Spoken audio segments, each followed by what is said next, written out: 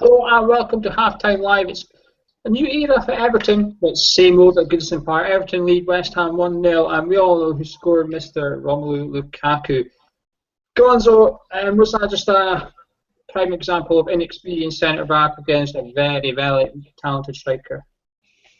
Yeah, it probably was. He was slightly out of position to start with, didn't read his run, and he should have been a little bit tighter to him. So he just got the run on him. I mean, a lot will be made about the fact that he's bigger and stronger than him, but actually he had a little bit of a head start in the running race, really, and he just never really caught up. And he finished. Well, I think we've lost Gonzo there. Charlie, what 8 and 8 for Lukaku through. Is it harsh if we're overcritical of Reece Oxford for that? Yeah, I think you can be overcritical, especially. I think the one thing people would have put a bet on before this game was Romelu Lukaku scoring, and so it came to pass. Bilic clearly told his centre backs to stay as close to him as possible. They've been basically hugging him the entire match, and given the fact that you've got Aaron Lennon on one side and you did have Morales on the other coming in as well, as soon as he's turned one person, the other people have got other people to think about. He was bound to get in and get some shots away. But I think you've got to give credit to Lukaku. It was a fantastic finish as well from a tight angle. And you can't really be too harsh on Reece Oxford. He is only 17. He's going to make mistakes. It's better that he makes them, now and learns from them. Do you think Bilic could have done more when he starts Reece Oxford? Do you think he could maybe have told Ogbonna or Kouyaté to pick up Romelu Lukaku and leave Reece Oxford as one of the spare centre backs? Probably. The problem, I was thinking that as well. The only problem I could come up with was just the fact that because Barkley's playing a bit deeper, you have to be wary of his positioning, and so you have he just can drift in and drift out whenever he wants to, basically, and essentially be three like we like Payet to have. And so it's very difficult to see how we were going to set up, especially given they started with three at the back as well. So they have wing backs bombing forward. They just have everything flowing forward. Now they've got less. It might be a bit easier to see who you can pick and choose to take out. But it is very, very difficult against a team who are very, very attacking. Yeah, I quite agree with that. I think it would be a bit harsh if we were to pick out Oxford and really criticise him. He's 17 years old. He's up against one of the best strikers in the league. That's his 23rd goal of the campaign. He ups his game when he plays West Ham because he knows he's going to score. He's got a fantastic record against him. So not only is Reece Oxford up against one of the best strikers in the league, he's up against one of the best strikers in the league full of confidence, and that's a total different kettle of fish altogether. Now, Anthony Taylor's had a very, very difficult game, I think. I feel a bit sorry for the man. The crowd are on his back, both sets of fans, both sets of players are on his back. Tensions were always going to be high with the McCarthy and Payet thing, and then McCarthy went in on Payet early in the game. It wasn't tough, but still rustled a few feathers there. Let's talk about the very first call you had to make, Charlie. Reece Oxford again involved, bringing down John Stones from a corner. Was that a penalty in your view, or would that be way too soft? And then Anthony Taylor's then got to give every single push and shove in the box. I think the second thing you said is probably correct. It was soft, but if it's against us, we probably claim it's a penalty. He does basically drag him down in the box. He loses him and his arms around him. As soon as he feels any contact, he's going to go down. It's difficult because, like you say, if you give that, then you have to give a lot more. But if it was against me, I would say it was a penalty. So it's difficult.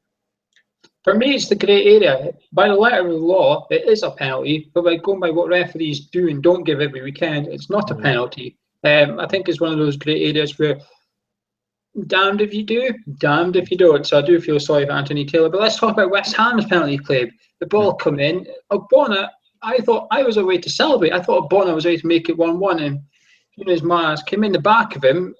In real time, it looked like a pen. Replays, I'm still a bit unsure. What do you make of that one, Charlie? Was that a penalty for you, for West Ham?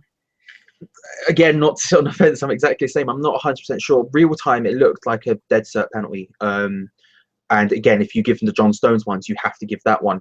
But when the replays were all at a camera angle where I couldn't quite see how much of the contact was there.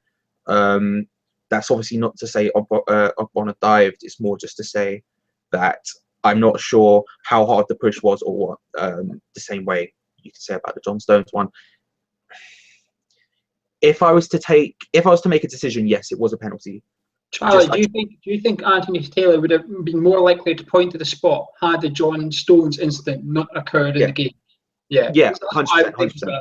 I think he's almost tried to even up a little bit. He thought, well, he backed out because he didn't give John Stones on. I think he's backed out of the Bonner one a bit more than he might have done. Then we can talk about the other one he had to give. Poor Anthony Taylor. It's all about Anthony Taylor at halftime. The yellow card for Morales for a dive. Was that a dive for you, Charlie? Yeah. If he gets clipped, he doesn't fall in that fashion. He goes down. Again, you can't quite see whether there is a proper clip on the replays just because of how quick it happens and the angle at which the camera's at. But you don't fall like that if you get clipped. He slid forward. He didn't trip. Do you know what I mean? So 100% dive, 100%. I agree with that. The referee, Taylor, was perfectly positioned for that. But not only would he have seen it, he would have heard it. If there was a clip when you're that close on the football pitch, what you cannot do as a football fan, it's impossible. You cannot hear it. When you're on the football pitch, even if it's a noisy stadium, you can still hear that short distance. Anthony Taylor would have heard the contact. He's clearly not given it. He's booked him. But regardless of whether it was a yellow or not, he is a very, very stupid boy for his tackle on Alan Creswell. Creswell, 30 yards out from his own goal, just hoofs off the pitch. What's he doing, Charlie? Why is he sliding in like that? This is where it gets a bit comical about the fact that the Everton fans are now booing Noble and Cresswell at every opportunity. I mean, you can't look at that and say it's anyone else's fault but Kevin Morales. He's already on a yellow, and when you're on a yellow, you have to be careful. And he knows he's done something wrong because before he's even stopped sliding, he's already trying to apologise to the ref. So he knows he's done for as soon as he leaves his feet and starts sliding. He knows he's done for. It was stupid. It was pointless. Was it that dangerous? Not massively. I mean, if Aaron Cresswell's foot is planted in the ground, then yes. But it's just dumb. You don't make those sort of challenges when you're on a yellow. You just can't. It's stupid. Well, there's another stupid boy, and he was playing in claret and blue. Michael Antonio got a yellow card, rightly so, for his tackle on Ross Bartley. Then a cross goes in. It gets caught by the Everton keeper, and for whatever reason, Antonio decides he's got to push him into the net. No, it's not booking for me. I think he's given the referee a decision to make. He doesn't need to give him. Charlie, do you think Antonio is lucky or now on the referee's radar for the second half? Yeah, I think a lot of players are getting that way very quickly. And the smartest thing Bilic can do, and I think the thing he has to do at half-time, is calm everyone down. And that's not something I usually say because usually I want them to go out and really fight for it. But in the position when they've got one less player than us, and everyone, and I mean everyone on that pitch, is getting close to being on the verge of a yellow card, and then it's just one stupid mistake like Morales makes, and then someone else is off. Someone like Antonio has to take him and just calm down and leave it. Do you know what I mean? Well, you just said Bilic will be giving his halftime talk, but what's Bilic going to be doing changes? I think Lanzini and Payet, even when it was 0-0, Everton are giving them a lot of room on the edge of their box, but not too close to do any damage. They're sitting in very deep. I think this game's screaming out for Andy Carroll. I think we're getting lots of space, particularly down Alan Creswell's side. He's getting lots of room to cross it, but he can't cross it because only Emenike is in the box, and it's a bit pointless sending in there when he's up against three very tall centre-backs who are very good in air. I think this game has Andy Carroll written all over it. Charlie, what are you hoping Bilic does in the second half? I agree to a large extent. I think the only crosses which have ever really troubled them was the one Cresswell put in low and hard round the back of the defence, and Emenike gets footed, and fair play to Joel. I think he made a fantastic save. Andy Carroll, is the obvious option. My one worry with that, Andy Carroll can beat anyone in the air, but my one worry with that is then if we're putting the ball into the box with him, they have three centre-backs who can all choose pick and when which one's going to, and they still have plenty else to worry about. So for me, I think we keep Emenike on for now, for a while at least, and see if we can get more of those through balls through to him, more of those whipped low balls into him. And then if it's not working 10 minutes, 15 minutes in, then bring Carroll on. The longer we leave it, the better Carroll will be, in my opinion, anyway.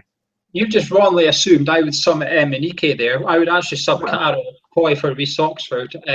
Bit harsh on Reece, but he is struggling. Let's admit it, he's struggling against Lukaku. There's no shame in it.